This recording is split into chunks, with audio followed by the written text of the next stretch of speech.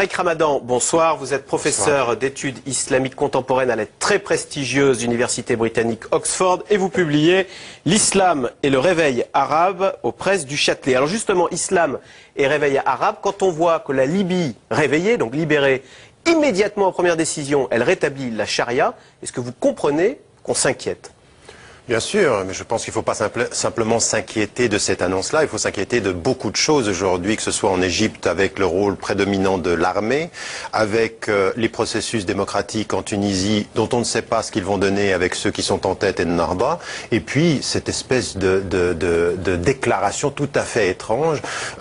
Tout de suite après la libération en Libye, comme pour montrer qu'il n'y a aucune influence occidentale, on dit la charia, et puis un truc totalement incroyable. La charia, ça résonne dans notre tête immédiatement, droit des femmes bafoués.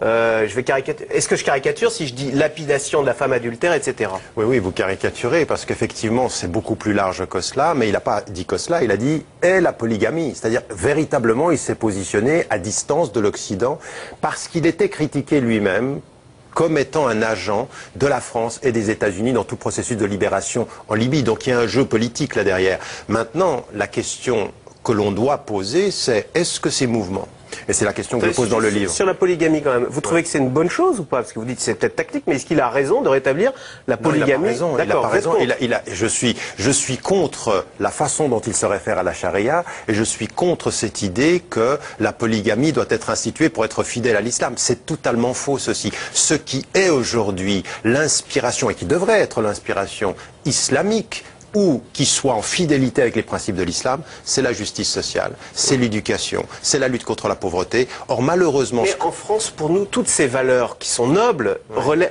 doivent être totalement laïques. Et curieusement, vous nous expliquez que avoir toutes ces valeurs, il faut qu'elles passent par le conduit de la religion. C'est ça qu'on ne comprend pas. Non, je ne dis pas il faut.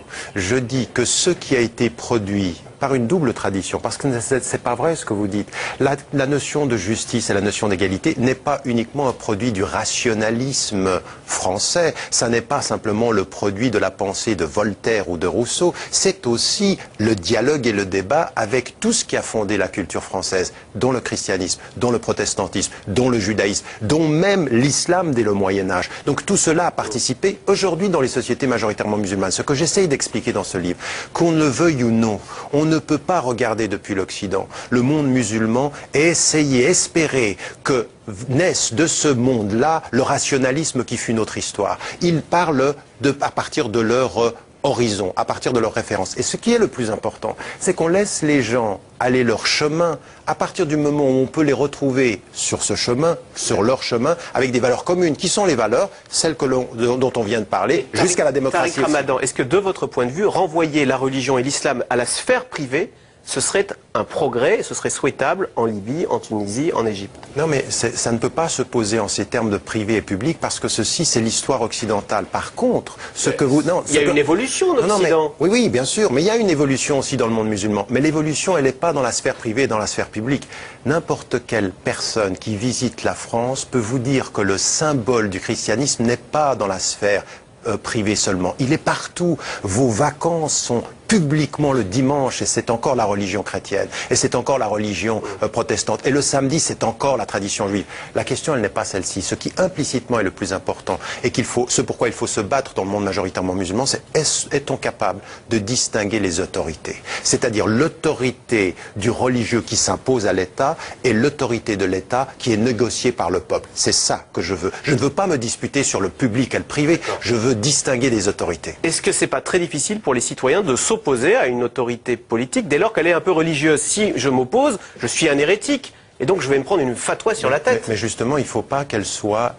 il ne faut pas que l'autorité de l'État s'accapare et instrumentalise le religieux. Ça n'est... Alors c'est ce que je dis dans le livre. Je dis aujourd'hui que le débat qu'il y a en Égypte ou le débat qu'il y a en Tunisie, qui se polarise entre les laïcs et les islamistes, est un faux débat. Ce qu'il faut aujourd'hui, c'est distinguer les autorités et permettre aux sociétés majoritairement musulmanes de trouver des processus démocratiques qui soient leur modèle, mais à partir de principes que nous chérissons tous. L'état de droit, la citoyenneté commune, l'égalité des droits pour les femmes et les hommes, le fait qu'une femme avec les mêmes compétences puisse avoir le même salaire. On a encore du travail à faire en France là-dessus et partout en Europe. Il y a un vrai travail à faire. Mais il ne faut pas si vous voulez, projeter sur ces sociétés-là nos modèles, ils viennent de nos histoires. Et vous dites, c'est même pas la peine de se dire si l'islam est un plus ou positif ou négatif, c'est une donnée, et donc qui s'invite de force dans le débat politique, dans les tribunaux, dans les écoles, dans la police. Mais pourquoi dites-vous de force? Elle ne s'invite pas, elle est présente. Elle est là.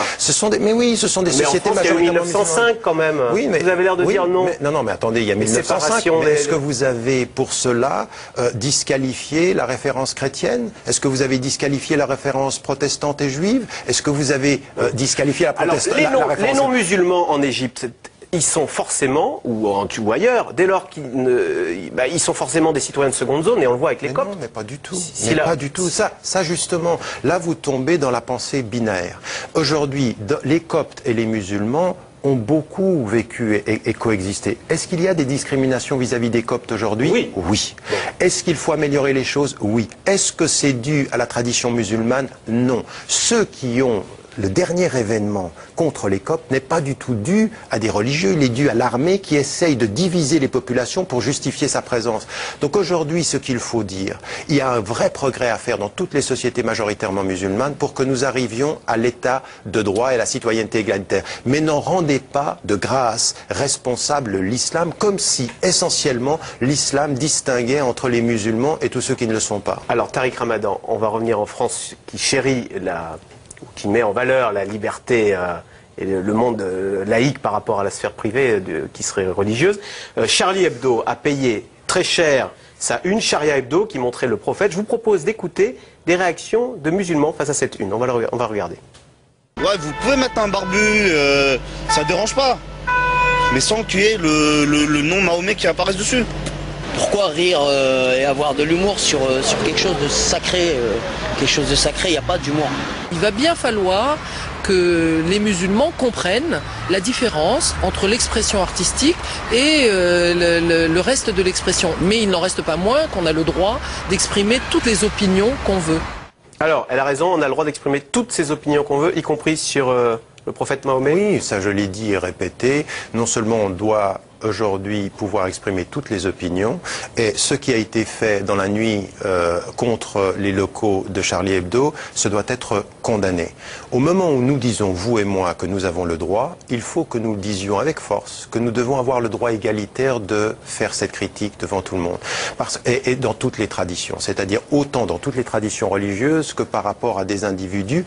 Et c'est pour ça que, au moment où je dis et je répète avec force qu'il ne peut pas être question d'aller à l'encontre de la liberté d'expression de Charlie Hebdo, je fais une évaluation de l'humour depuis 10 ans de Charlie Hebdo, qui est à géométrie variable. Et je dis que dans cette façon... Non, c'est à géométrie variable.